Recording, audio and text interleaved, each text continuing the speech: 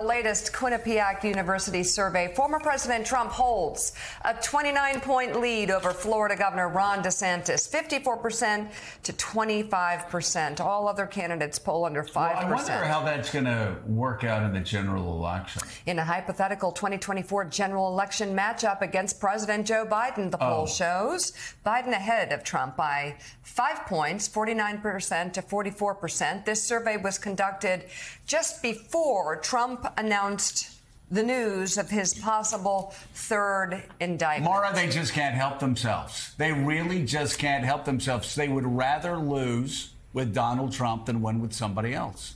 It's pretty stunning. You would also like to see some political courage, right? I mean, you want to... I mean, it's nice to see Chris Christie out there, but he's looking pretty lonely. Asa Hutchinson, too. It's a lonely game, and, you know, somebody's got to try and break that fever, as Willie was talking about, you know, earlier this hour. You have to give some political leadership to say there's another way to win. In fact, we're not going to win. We're probably going to lose again. But yet they can't quite seem to quit him. So I don't get it. I mean, the only thing that I will say here is there is another element here, which is these voters. I mean, we have to be able to be honest about this. Yeah. Voters are still deeply invested in Donald Trump, and alternatives haven't seemed to interest that part of the party. And, you know, I think it's okay at this point to ask why that is. Of course, you know, things could change. Things could change, but it's hard to see. I mean, Donald Trump, when you're being accused by a judge of rape and it just does nothing, the polls just kind of, you know, blink and keep carrying on. You have to wonder, you know, I mean, this is a cult. So what will change this for these voters? Well, evangelicals, I mean, they'll just ignore all of this. The same evangelicals who would come up to me and be so shocked and stunned and deeply saddened that we immediately didn't yank Bill Clinton out of office, saying you must be a moral man to be president of the United States. And, you know, when character was king, you know, people running around doing things, saying things like that, looking to the good old days when people weren't like Bill Clinton and Bill Bennett writing his book of virtues. Now, just another hack defending Donald Trump and going to the wall. Charlie Sykes, it's crazy. I will say this, Charlie, and I've talked about it on the show some. My family members, my friends, the people that had no problem telling me, even when Donald Trump was calling me a murderer, who voted for Trump in 16, who voted for Trump in 20, they're done with him. I hear it time, and it's anecdotal. And I always hear, don't ever believe anecdotal evidence. I will tell you on the campaign trail, when you start hearing something, you can believe it because it just time and time again. But I'm hearing this. That's why I still am a little surprised that Trump's numbers are staying so high, because everybody I know that voted for him in 16 and 20, and especially in suburbs, say we can't stand him.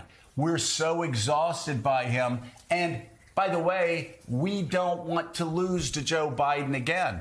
I'm starting to hear that more and more with a quickening pace. I'm not exactly sure, though, how those numbers are still holding up. I'm curious what your experience is.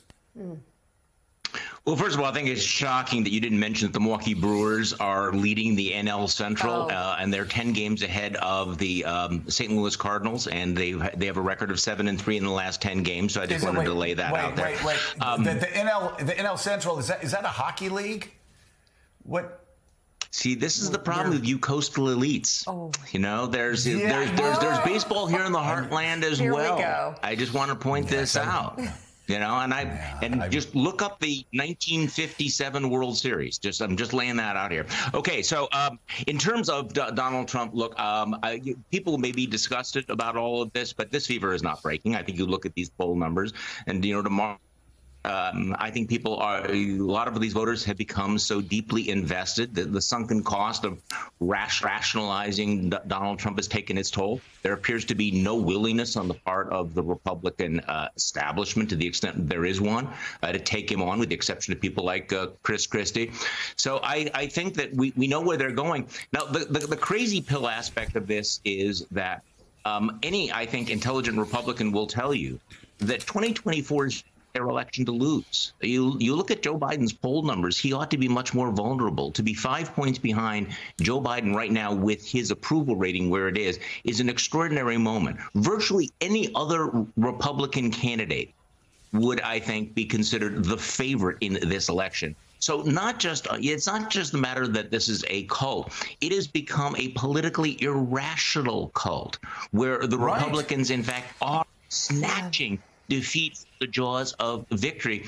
And this could cost them the Senate, the House. It's already cost them governorships and legislatures around the country. But even so, I mean, how do you get out of this? I mean, how does the Republican Party get out of the tailspin when you have defended and accepted and rationalized everything? How do you turn around and go, hey, do we have one of those old Bill Bennett books about character around? Maybe we got to dust it off. I mean, that's gone, that era, and it's not coming back. Even if Donald Trump disappeared tomorrow, this party is not going back to basically saying character is king, right? We have to take these things seriously. That's done.